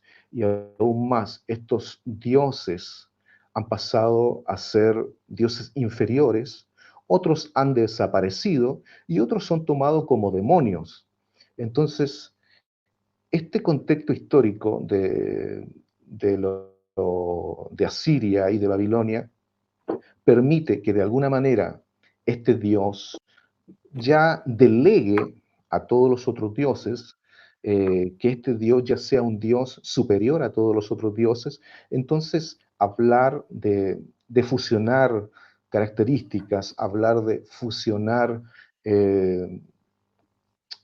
las cosas positivas y negativas que pueda tener un Dios, dentro de este marco de la historia, Yahvé está por sobre ellos. Y es esa superioridad que es la que ha permitido que su pueblo esté en el exilio. No es más que otro. No es que los otros dioses sean superiores, sino que Yahvé es superior y que está en control de la historia, permitiendo que este momento de dolor, de aflicción de su pueblo, sea algo que estaba en el plan divino de Él, con el propósito de redimir a su pueblo. Así que me parece interesante, con esto concluyo, que estos momentos históricos permiten de alguna manera catapultar a Yahvé a otro nivel, fusionando y terminando con muchos otros dioses, dejándolos como dioses inferiores, como he señalado, como demonios, y a otros simplemente los ha hecho desaparecer. Entonces, toda esta cantidad de dioses van a ser atribuidas, todas estas características van a ser atribuidas a este Yahvé, que ya es un Dios más universal. Con esto termino. Gracias, querido él. Muchísimas gracias. Bueno, gracias a todas las personas que ahora están en sintonía. Bienvenidos a Indagando en la Biblia, su espacio de divulgación bíblica independiente sin pertenencia religiosa. Nos llaman mesiánicos, ¿sí? No, no somos mesiánicos, damas y caballeros. Somos un espacio aconfesional donde hacemos academia sin ser academia, donde nos esforzamos por traer el mejor contenido estrictamente académico y divulgativo, 100% para ustedes, con mucho cariño, con mucho aprecio, con mucho amor, si cabe también la palabra. Así que bueno, bienvenidos sean todos, gracias por acompañarnos. Soy su anfitrión Alonso Naranjo y también me está acompañando mi coanfitriona, miembro del canal, Pia Letelier, y estos honorables y distinguidos invitados el día de hoy. Sí, yo tengo una pregunta para acá, caballeros. Bueno, acá, para ustedes, caballeros. A ver, estamos hablando de Yahvé, la fusión de muchos dioses. Pregunto yo, ¿qué dioses asimiló Yahvé? O ¿cómo? Creo que es la pregunta más sensata. O sea, ¿qué dioses son parte de él? Porque es verdad que durante ese proceso de transición hasta convertirse en deidad absoluta, yo conversaba con Donato y hablábamos hace unos días atrás que Yahvé absorbió, es verdad. Pero, ¿qué dioses? ¿De qué rasgos tienes? Asherá, de Baal, pero específicamente, ¿qué rasgos y qué dioses forman parte de Yahvé? Querido Eduardo, no sé si la pregunta está bien formulada, espero ser claro ante todo. Eduardo, por favor. Sí, antes de nada, quería darle las gracias a un seguidor, Víctor Manuel Segovia. Oh, sí, ahí estamos, ahí está, Víctor Manuel Segovia. Muchísimas gracias, querido Víctor, por haberle hecho esa donación a Eduardo. Gracias, pero muchísimas gracias, de verdad. Gracias. Perfecto. Todos los diezmos recopilados serán utilizados para levantarle una estatua a Shera, ahí en el estudio. Amén. Yo no acepto diezmo, yo acepto tzadek. Perfecto. Sedacá.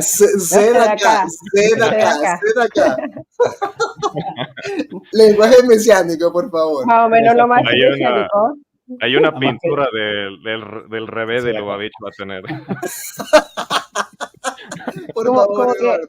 Como que deja mucho que desear este mesiánico. Déjeme decir. Sí. Ok, ya vas. Por favor, Eduardo, no le interrumpa, por favor. Me callo. A ver, principalmente en un primer momento asumió los rasgos del dios El, sobre todo el dios creador. Esto, como se ha preguntado, ¿qué acontecimientos políticos, así es como entendió la pregunta, ayudaron a que se diera esta fusión? Sobre todo cuando se invadió el Reino del Norte por parte de los asirios, parte de los sacerdotes que le daban culto al dios El, pues huyeron al estado vecino, que en realidad era un estado vasallo del Reino del Norte, y a partir de ahí es cuando se empieza a hacer esta fusión con el dios El y los atributos que tiene el dios El, Dios Padre, Dios Creador. Del dios Baal, yo no sé si realmente, y lo dejo ahí como pregunta, yo no sé si realmente asumió los atributos del dios Baal. ¿Se me oye bien o no? No, sí se escucha bien. Yo no sé si realmente Yahvé asumió los atributos del dios Baal como el dios de la tormenta, o antes ya había estado en competición con el dios Baal antes de que se diera esta fusión. Y como se ha dicho ya antes, al hacer desaparecer a Asherah, pues no quedó otra que asumir ciertos rasgos femeninos, incluso maternos, de la diosa Asherah. Esos serían los rasgos principales de otros dioses con los que se fusionó luego Yahvé. Y luego, después del exilio, evidentemente, se asumen otros conceptos de otros dioses de la religión de Zoroastro, por ejemplo, se asumen otros rasgos de otros dioses. Pero yo creo que principalmente es el dios Baal, Asherah y el dios El, sobre todo. Excelente, excelente, Eduardo. Bueno, paso con Donato ahora. Donato, ¿tú crees que el dios del norte versus el dios del sur, al final el dios sureño es el que gana esta batalla? Y como mencionó Eduardo, al final de cuentas, los más grandes rasgos que absorbe Yahvé son del dios El. ¿Estás de acuerdo con esta afirmación de Eduardo? Sin duda, pues al final yo creo que pues el evento más importante que marcó pues toda esta fusión fue el exilio del reino de Israel en el año 722 por el imperio asirio. Es donde por supuesto tenemos ya el punto final para que se dé esta fusión y fusión necesaria, ya que Yahvé se entiende de sí más como un dios de la monarquía del sur, de la monarquía de Judá, donde pues obviamente al eliminar a la otra monarquía y demás es más fácil imponer, porque es la realidad, porque se impuso, según la tradición deuteronomista en el reinado de Josías, pues está imponiendo, ¿no?, la adoración al dios Yahvé como un dios principal y como un dios único hasta cierto punto, donde empezamos con esos rasgos de noteísmo o monolatría, donde se puede seguir creyendo en ciertos dioses. De hecho, eso permanece, como platicaba el profesor Pedro, eso permanece hasta los días de Jesús, donde hay otras divinidades conviviendo con el dios Yahvé. Sin embargo, el dios principal sigue siendo el dios Yahvé. Y según la tradición del cronomista, es imposición, donde se elimina del territorio judío el libre culto, donde se elimina el sacerdocio a otros dioses, se eliminan los santuarios a otros dioses y todo ese tipo de cosas, y solamente se traslada la adoración principal al dios Yahvé.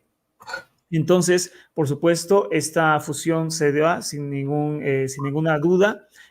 Antes del mismo exilio babilónico se empieza a fraguar, y ya la culmine es donde después del exilio babilónico, donde empieza ya este desarrollo teológico, donde Yahvé pues ya no tiene más dioses alrededor, ya ni tan siquiera existen, ya todos son dioses imaginarios, son demonios, son seres que simplemente son falsos, son piedras, son palo, y el único Dios verdadero, el que existe, el que habla, el que se comunica con el ser humano y el que te puede contestar en cualquier momento, simplemente es Yahvé, ¿no?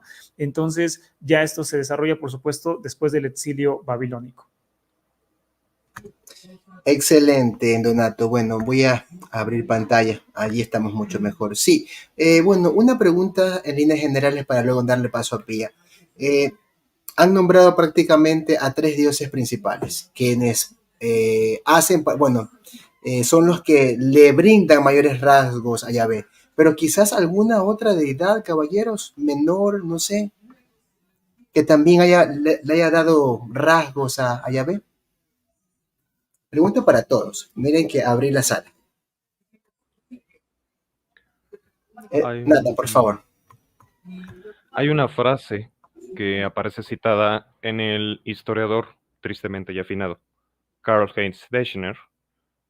No es suya, él está citando de otro historiador, no recuerdo el nombre del original, pero recita Deschner, y es que dice, Yahvé, al menos en sus estadios más primitivos, no necesitaba de ningún Satán, en principio. O sea, era un dios tan violento que absorbió lo demoníaco, refiriéndose a que Yahvé tenía dentro de sí mismo el atributo de lo demoníaco, lo destructivo, lo caótico, siempre orientado a un sentido punitivo. No es que fuera un dios malo for the sake of ser malo, ¿no? Por el solo hecho de ser malo, por el solo gusto de ser malo. Aquí diría más bien que esta pregunta que planteas es una buena oportunidad para hablar sobre el proceso inverso, elementos de los cuales se desembaraza Yahvé, no que absorbe, sino que los expulsa de sí. Y ese componente, relacionándolo también con lo que decía Edu, de la influencia zoroástrica y la configuración de Belial o Beliar como un enemigo directo de Yahvé, sirve para que este personaje, Yahvé, sea exorcizado de ese componente maligno y destructivo, y este quede, por el contrario, relegado a un personaje completamente separado de él, que empieza a ser pintado en el pensamiento apocalíptico como su enemigo radical, como ese que va a absorber ahora todo el peso de las culpas que tal vez algunos atribuyeron a la divinidad en el pasado, por las, o mejor dicho, en las distintas facetas de la experiencia humana. Aquí diría entonces que esto es más bien el ejemplo contrario, de en vez de que Yahvé absorba atributos, los expulsa. Decía cierto místico de cierto grupo ocultista contemporáneo, la corriente 218. En una ocasión, un místico anónimo dijo, el diablo es, citando de memoria, que el original es en inglés, el diablo es el resultado de exorcizar a Dios de sus componentes destructivos y demoníacos. El diablo es esa pila animada, porque el diablo es una agencia invisible también, al fin y al cabo. Llámesele el diablo Beliar, Satanás, Mastema, Matambucus, etc., que resulta de quitarle a Dios esos componentes. Pero a fin de cuentas, ese es uno de los grandes problemas del monoteísmo. Cuando presupones a un único Dios supremo, de una u otra forma vas a tener que achacarle a otro personaje del plano divino ese componente maligno que antes tenía Yahvé. Y el propio libro de Isaías, en el proto Isaías, en el primer Isaías, bien se nos dice, yo Yahvé crió la luz y crió las sombras. Yo Yahvé hago la luz y hago las tinieblas. Yo hago el bien y hago el mal. Yo Yahvé hago todo esto.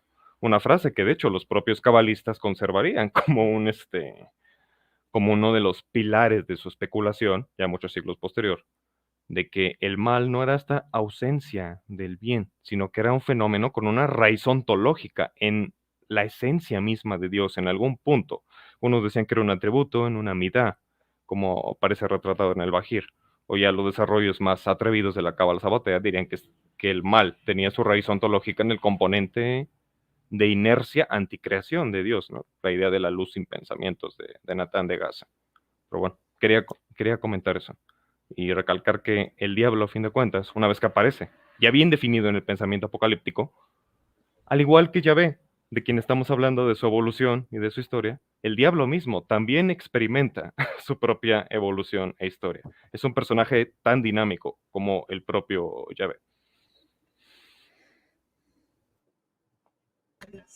Pía, por favor. Ya, continúo yo. Bueno, Natán nos acaba de dar una pincelada respecto al bien y al mal en relación a los atributos que tiene este Dios. Pero quisiera introducir un tema distinto que tiene que ver con las escrituras hebreas y su datación, ¿cierto? Porque supuestamente, según el judaísmo, el planeta Tierra tiene, o la creación de este Dios tiene 6.000 años, ¿cierto? Y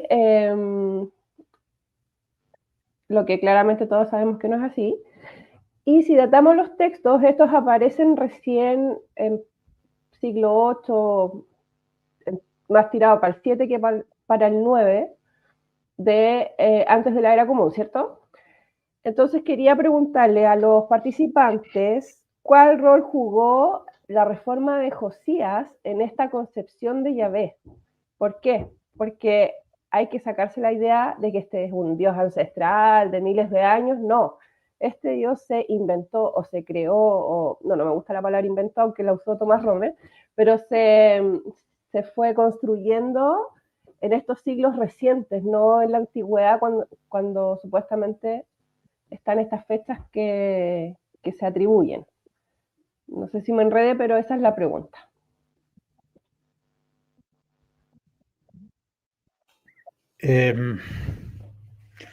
¿Cuándo se escribieron las escrituras? Pues desde el siglo VIII, como los más positivos, los que piensan de forma más positiva, dicen que como que puede haber habido ya en el siglo X algunos relatos arcaicos, ¿no? Pero posiblemente hasta el siglo VIII no se empezaron a poner por escrito ciertos relatos y no se cerró, o los relatos no se cerraron hasta el siglo II de antes de la era común. Es decir, tenemos ahí 1000 años de tiempo en el que fueron redactados, reelaborados, y hay un montón de capas redaccionales a lo largo de los siglos, y ahí metió mucha mano lo que es la escuela deuteronomista. En cuanto a la reforma de Josías, la reforma de Josías evidentemente no es una reforma monoteísta, simplemente se prohíbe que se le rinda culto a otro dios que no sea Yahvé. No quiere decir que no existan otros dioses, a un solo Yahvé, porque había más Yahvés, no había uno solo, había más Yahvés. Estaba Yahvé de Temán, Yahvé de Seir, de Samaria. Sabemos por la arqueología que, por ejemplo, en Tel Arat se le rendía culto a Yahvé. Tenemos a Yahvé o Yahú, o como lo llamasen en Elefantina. Entonces, la reforma de Josías consistió en rendirle culto solo a Yahvé y a un solo a Yahvé. Y en el templo de Jerusalén. Esa es la reforma de Josías. Realmente no es una reforma monoteísta. Incluso yo diría que después del exilio, ni siquiera después del exilio podemos hablar de un monoteísmo estricto, porque realmente estos dioses del panteón no desaparecen. Se les dan otras funciones. De repente son mensajeros de Yahvé, o son como entes del ámbito divino que son inferiores a Yahvé. Yahvé es único. Y hay que tener también en cuenta que lo que es el pensamiento religioso judío no está solo en las escrituras del Tanaj, sino tenemos un montón de literatura piadosa judía del judaísmo, el segundo templo, y ahí tenemos ideas muy locas. Tenemos la idea de un segundo poder en el cielo. Hay un texto judío del siglo III de antes de la era común, donde a un personaje, el propio Yahvé, le permite que se siente en su trono. No lo sienta a la derecha, no. Le permite que se siente en su trono y le entrega la corona. Y ese personaje es Moisés. Eso es una idea judía del siglo III de antes de la era común. Entonces, yo eso de monoteísmo lo pondría entre comillas.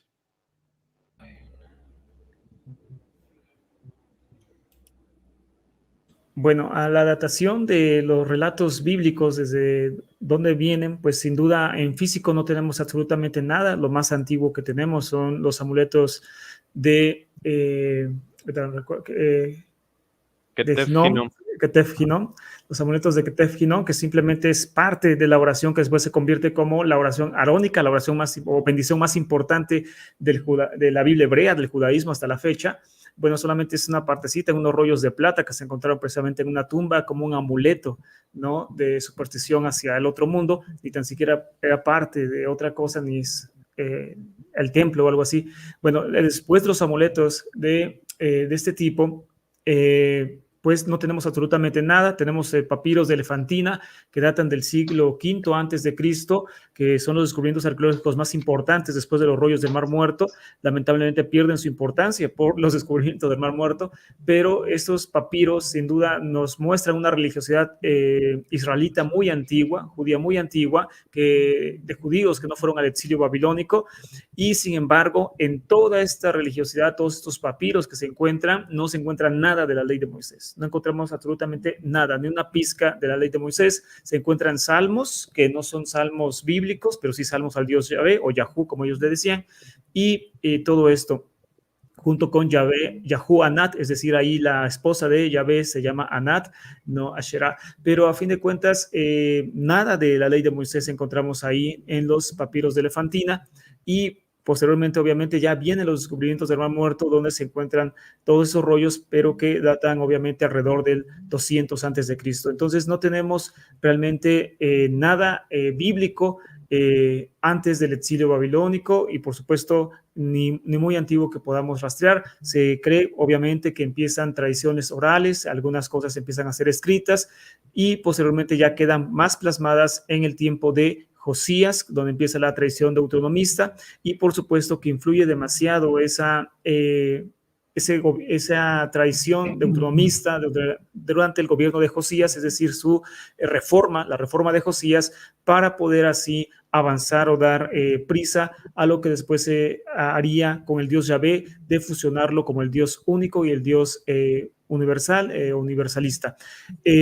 Además de todo esto, tocaba un punto muy importante, profesor Natán, que sí hay dioses que fueron fusionados con el Dios Yahvé, dioses cananeos, entre ellos el Dios Mot, que es el Dios de la muerte, el Dios Yam, que es el Dios del mar, el Dios Shemes, el Dios solar, y por supuesto todas las diosas habidas por haber, Anat, Asherah y todos ellos. Pero sin duda podemos entender que ya después del exilio babilónico, en la época persa, tenemos la clara influencia del dios Ahura Mazda o dios Horus, conocido del zoroastrismo. Es sin duda que Yahvé toma atributos también de ese dios, de Ahura Mazda, del dios persa, y que lo adaptan a una nueva corriente que por supuesto supuestamente es monoteísta, pero como ya se está platicando acá, no podemos hablar realmente de un monoteísmo hasta después de la destrucción del templo de Herodes. Pero a fin de cuentas, sí toma rasgos del dios Ahura Mazda y por supuesto de su contraparte que era Angra Manyu, el dios del mal, que empieza a ser desarrollado después como la imagen del Satán. Pero pues todo esto pasa sin duda como un parteaguas en la reforma de Josías, que sin duda fue bastante importante para el desarrollo de lo que hoy conocemos y de lo que hoy nos ha llegado como la Biblia hebrea. Excelente, querido Donato. Bueno, le doy paso ahora a Elmo. Elmo, ¿me escuchas, amigo? Querido Elmo. Creo que no. No me escucha. No me escucha. Yahvé le puso un campo de fuerza ahí para que no funcione su conexión. Ok. Querido Nathan, por favor. Ok. Me gustaría retomar aquí una pregunta que se hizo en el chat. Un comentario mejor.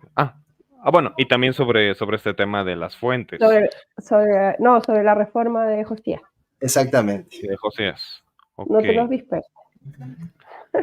Ok.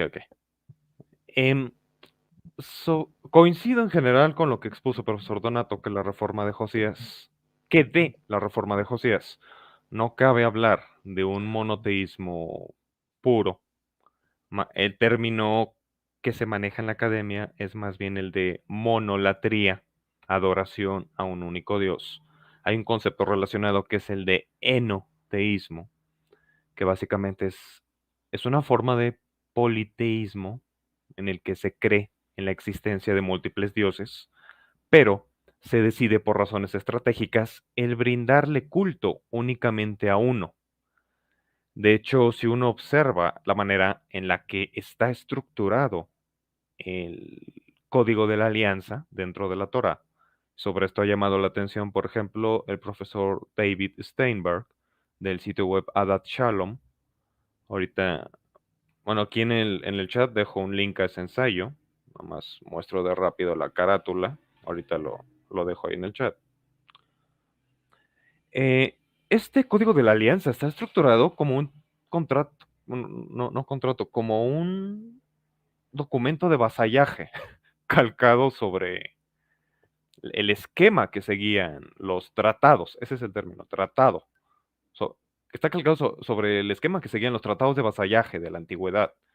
Y es que todo el concepto, toda la idea misma de una alianza entre Yahvé y su pueblo, de hecho, solamente tiene sentido dentro de una cosmovisión de carácter politeísta. Si se asume, como desgraciadamente se hace desde el enfoque apologético, que Yahvé siempre fue el único Dios para los israelitas, es que la noción misma de alianza carece de sentido, precisamente lo que los israelíes le daban a esta agencia invisible, ya ve, Dios, insisto, era su exclusividad. Y es que ese es un tema que aparece repetidamente en las distintas mitologías humanas, que básicamente lo que los humanos, nuestra moneda de cambio con los dioses, dado que somos seres muchísimo más ínfimos, pequeños y débiles que ellos, con lo que les, vamos a decir, podemos meter un poco de presión, ¿no? Como dije, nuestra moneda de cambio para negociar con ellos es la adoración.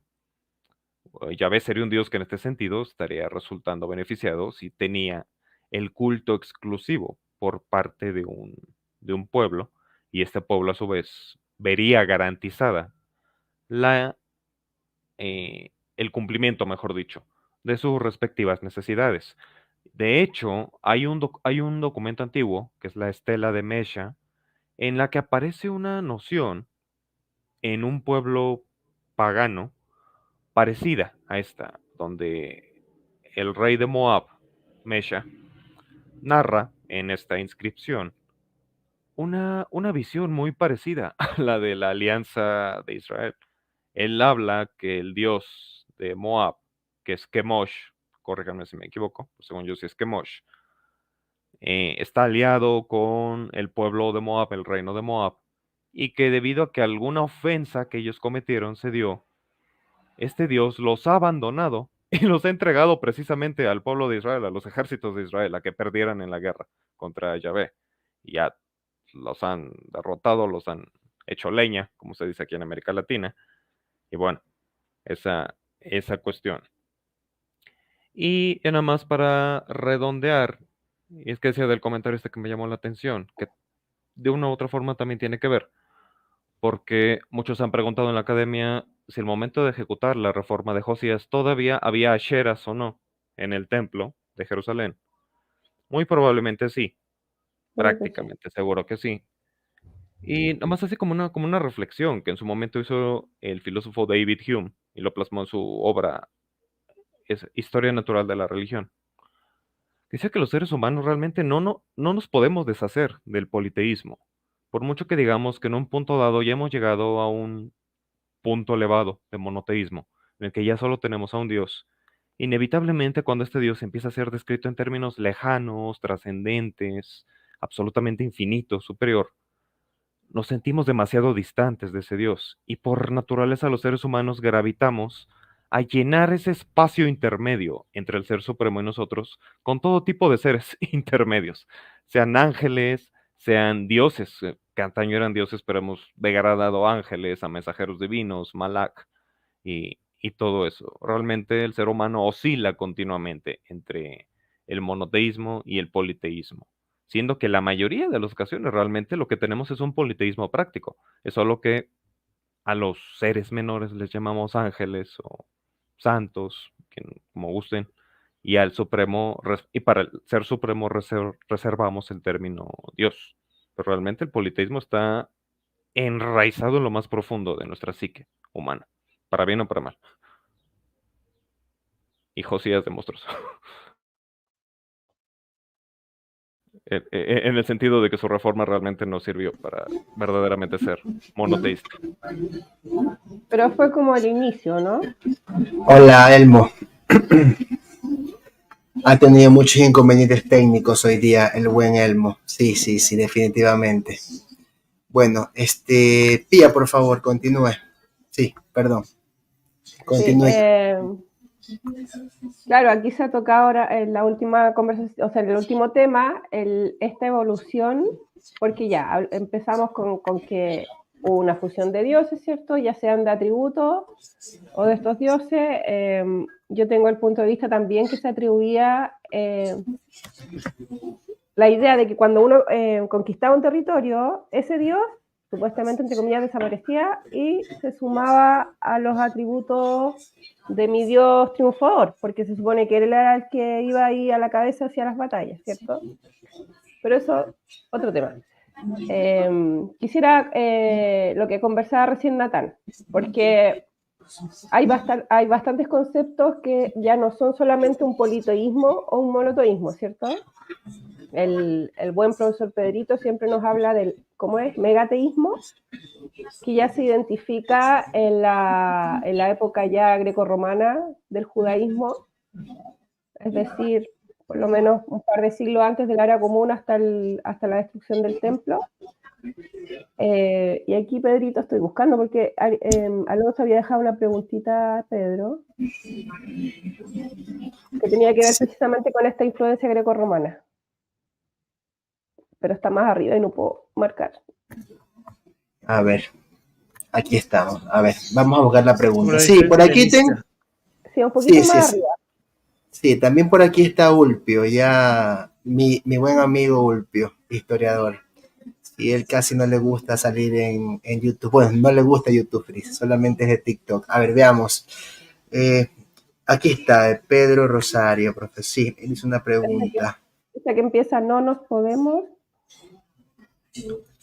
Ay, se me perdió la pregunta del profesor. Bueno, yo la tengo aquí ya. Dice, no nos podemos olvidar del rol que tuvo el helenismo, especialmente la filosofía platónica, en el desarrollo de la teología hebrea, haciéndole cada vez más como una fuerza del bien, ¿ya? Porque nosotros estamos viendo las influencias primero de Ugarit, mesopotámicas, babilónicas, etcétera, pero ya cuando empezamos con el pre- y post-exilio, empezamos a dimensionar la influencia persa primero, ¿cierto? Después la greco-romana o helénica, y toda esta fusión también va afectando a este dios. Entonces quería ver la opinión de ustedes en este sentido, de estas influencias, cómo van afectando a la construcción del dios Yahvé y cómo lo va, ¿cómo se dice?, potenciando.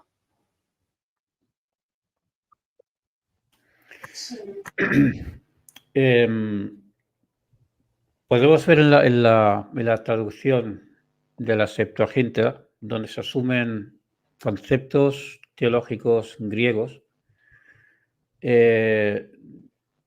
donde, por ejemplo, se evitan antropomorfismos que encontramos en las escrituras hebreas.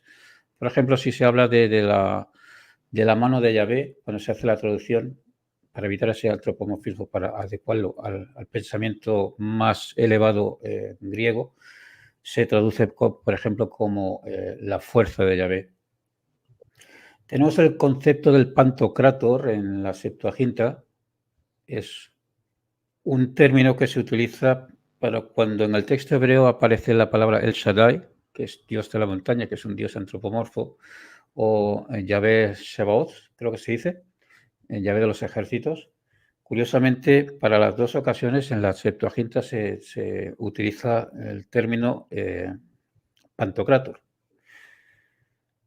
Aquí, cuando se utiliza el término Pantocrátor, se está polemizando contra el culto al emperador, al autocrátor, donde el autocrátor se cree autosuficiente, dueño del mundo, y entonces polemizando con este concepto, en la Septuaginta se recoge el concepto del Pantocrátor, diciéndole que por encima del autocrátor está nuestro Pantocrátor, que incluso se aprovecha del autocrátor para que, incluso, por ejemplo, que un emperador o un rey, si machaca al pueblo judío, es porque el Pantocrátor así lo ha querido.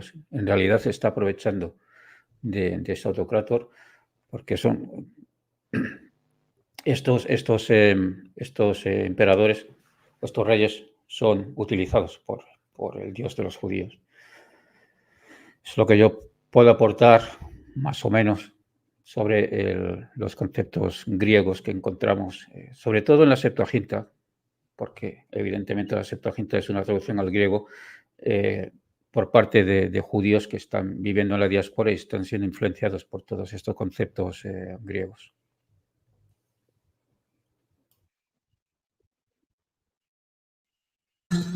Elmo. Hola, querido Elmo, ¿cómo estás? Ahora sí solucionaste el problema. ¿Me escuchas perfectamente antes de todo? Ahí estás, Elmo, dime algo, por favor. Sí, te escucho súper fuerte. Oh, qué bueno, qué bueno. Sí, ¿escuchaste la pregunta? ¿Ya me escuchas bien? Bueno, sí, por supuesto, sí. Sí, sí, te escuchamos bien. Ya, ok, me quedé con la pregunta de Josías y también oí la pregunta sobre las influencias de otros contextos, ¿cierto?, Sí, políticos. En la primera, sí, claramente la reforma de Josías eh, no tiene el propósito de fusionar, ¿cierto?, a Yahvé con otros dioses, sino que más que nada centralizar el culto. Claramente habían, como menciona Eduardo, habían otros cultos, Yahvé de Temán, ¿cierto?, de Betel, etcétera. Habían otros cultos en el norte.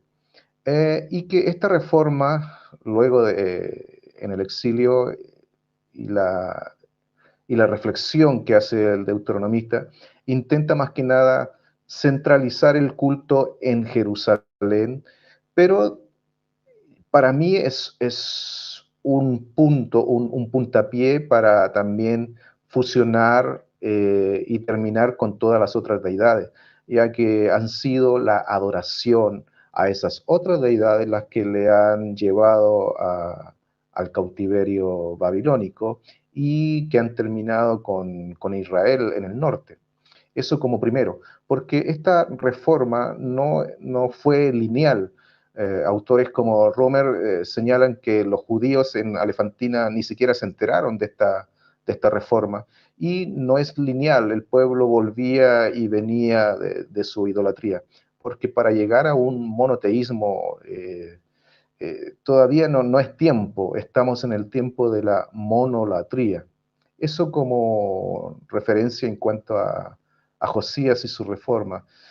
Algo muy interesante, y respondo a la segunda pregunta, en este periodo persa, con esta idea de Ahura Mazda, se fusiona o se toma una idea muy interesante en cuanto a Yahvé, y es el dualismo. La idea anterior en cuanto a Yahvé es que en Yahvé se genera tanto el bien como el mal, pero bajo esta influencia de un Dios dualista, ¿cierto? Se empieza a tomar la idea de este enemigo, de este adversario, de este Satán, ¿cierto? Como un ente distinto a Yahvé. Entonces, tenemos tanto fusión de dioses como también tomar ideas que se van aplicando a este judaísmo o a este monoteísmo ya posterior, tomando de estas culturas, en este contexto persa, ese dualismo de el bien y el mal, que ya no se genera solo en Yahvé, porque es algo contraproducente señalar de que el mal venía de mi Dios, de Yahvé, era como algo muy extraño, pero se toma esta idea dualista y se toma a este otro personaje ya como, y Yahvé simplemente es el agente de que eso es lo que logré oír, porque he oído poco y nada. En Josías es una reforma no para fusionar a dioses, no fusionar, no como idea principal, sino que es una idea de centralizar el culto, pero que influye en...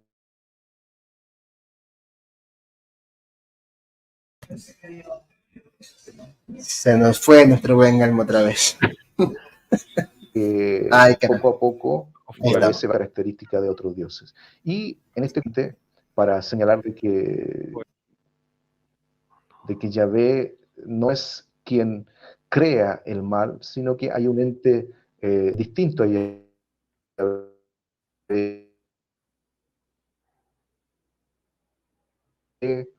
Decirlo. Alonso. Gracias, querido Elmo. La última parte no te entendí muy bien, pero sí, entendí la idea principal.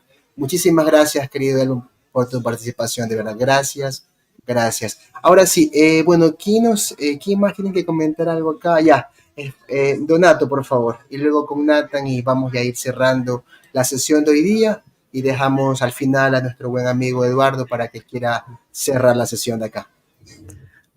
Sí, pues los profesores han hecho anotaciones muy correctas y pues bueno, creo que no hay mucho más que añadir, solamente pues recalcar eso, que la reforma de Josías pues sin duda es una reforma cultural, es decir, de adoración al Dios Yahvé, sin eliminar a las demás deidades del imaginario colectivo, pero sí su adoración, su culto, su sacerdocio. Tenemos claro registros arqueológicos, como está también otro de Moab, como comentaba también Natán, otro de Moab, donde se dice que los ejércitos de Moab tomaron prisionero al dios Yahvé de la ciudad de Nemo. Eso es algo impresionante porque se nos dice que había un santuario de Yahvé en Nemo y que tomaron su imagen.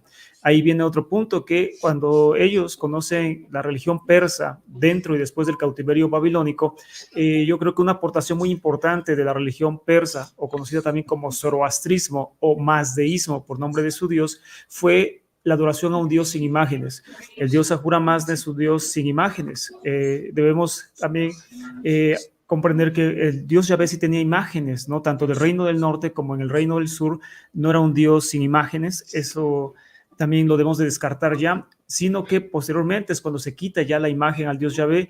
Yo creo que ayudó mucho la influencia persa, ya que ellos tenían a un dios que es Ahura Mazda, un dios sin imágenes, que tiene también bastantes cosas que aportó al judaísmo y después al cristianismo, como la idea de un libro sagrado, el Avesta. También podemos entender que la idea también de algo que se mueve, que para el zoroastrismo era algo parecido al Espíritu Santo, aunque no le llamaban de esa forma, que operaba en nombre del dios Ahura Mazda, y por supuesto la imagen de otro dios que pues peleaba con el dios principal, y que era el dios maligno, que también tenía sus ángeles, sus daivas, sus demonios, que peleaban unos con otros.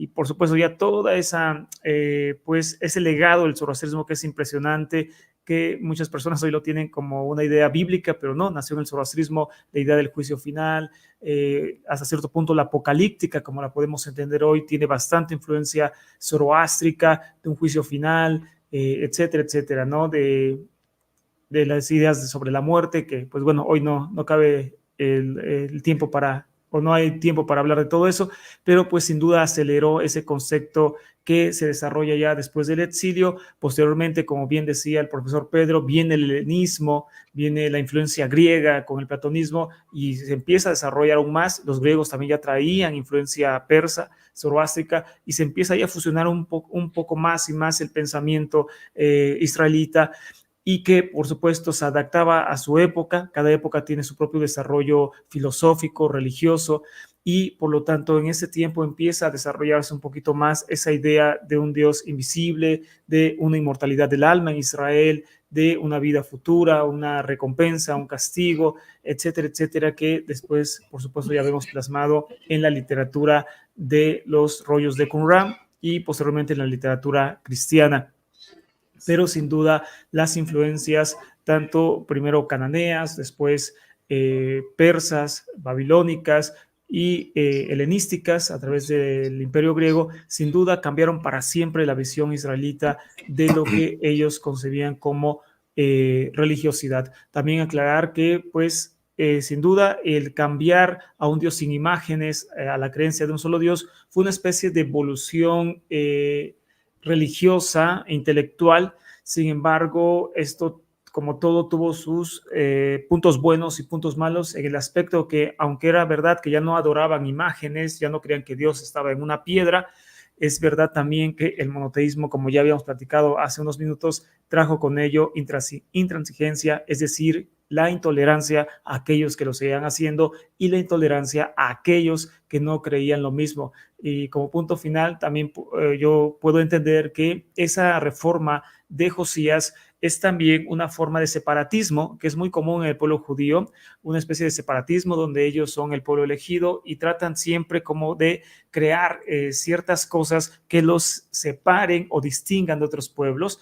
Así que el adoptar al Dios Yahvé como Dios único y todo eso era una forma de crear su propia identidad que posteriormente lo siguen aplicando como es con el Shabbat, con los alimentos que para ellos son permitidos, con la circuncisión y otro tipo de cosas que a ellos los hacen como distintos y los separan del resto de las naciones, incluyendo del Reino del Norte, que los veían como algo negativo, y entonces ellos son como que ese pueblo elegido, ese pueblo único, y ese pueblo especial, pues que así traería luz a la humanidad. Excelente. Nathan, por favor.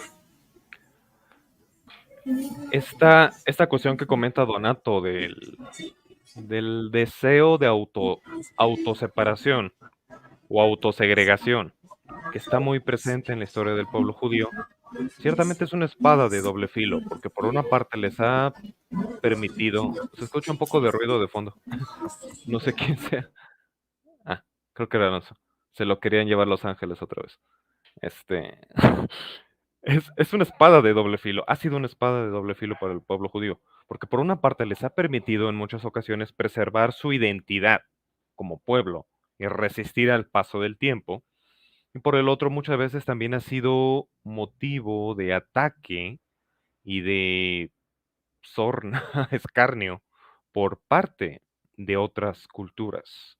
No vamos más lejos, en la propia Roma, de la época del judaísmo del Segundo Templo, escritores como Tácito o Séneca, cuando escriben de los judíos, lo hacen en términos muy poco halagüeños y precisamente hacen énfasis sobre esto, sobre el hecho de que se muestran, citando de memoria, ese es Tácito, dice que son despreciativos frente a otras culturas, que menosprecian a otras culturas y que no participan en la vida civil. Se les hace continuamente énfasis y crítica sobre esto. Entonces es un arma de doble filo.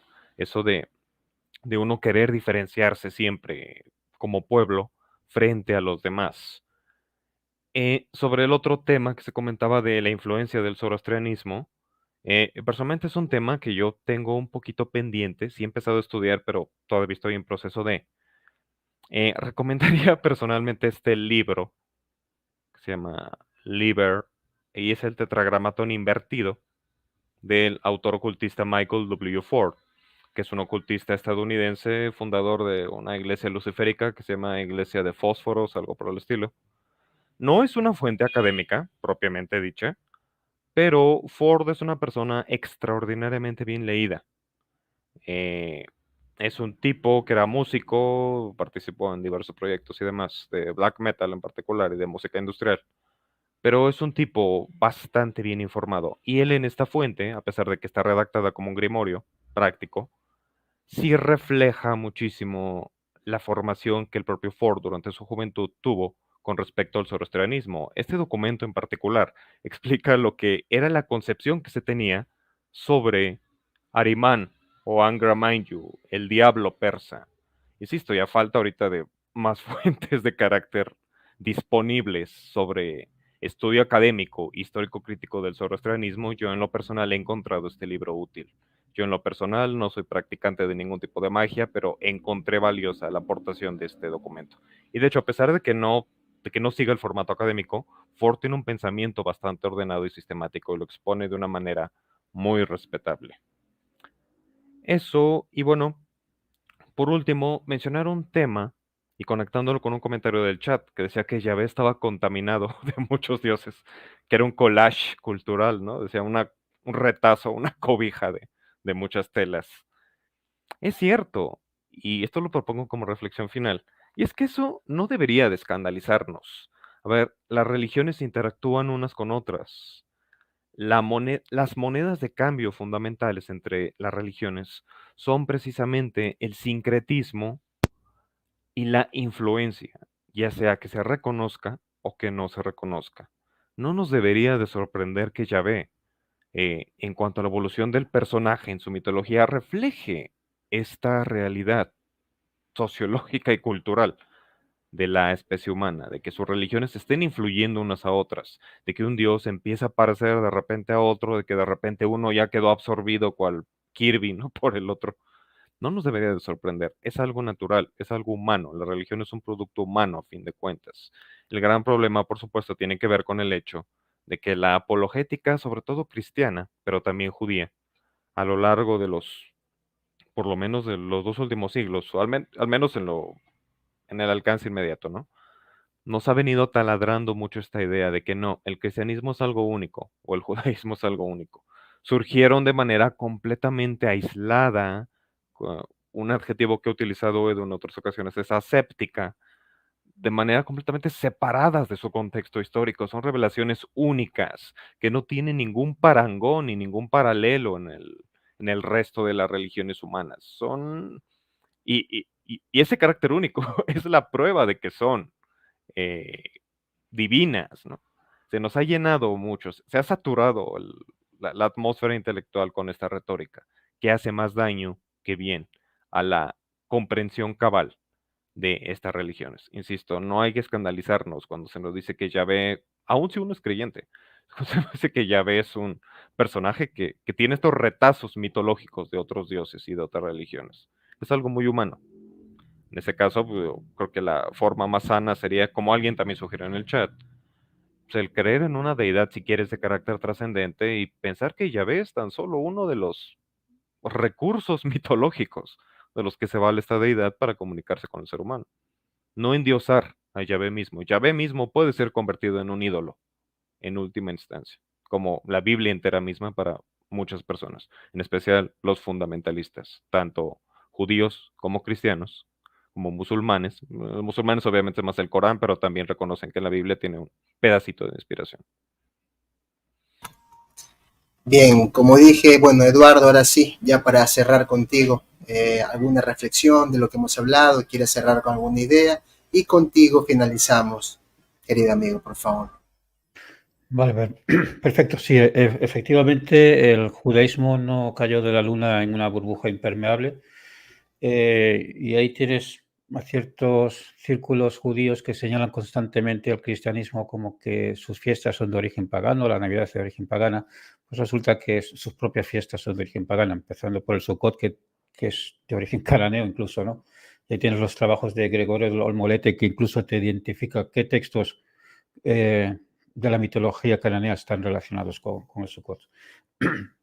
Y en cuanto a estas leyes por ejemplo, la ley de la Torá, que se prohíbe crear imágenes de lo que hay en el cielo, etcétera, etcétera, y otras leyes, yo recomiendo, porque yo también leo libros, me está dando. A ver, el libro es de Jonathan Adler, Los orígenes del judaísmo, una reevaluación arqueológica histórica.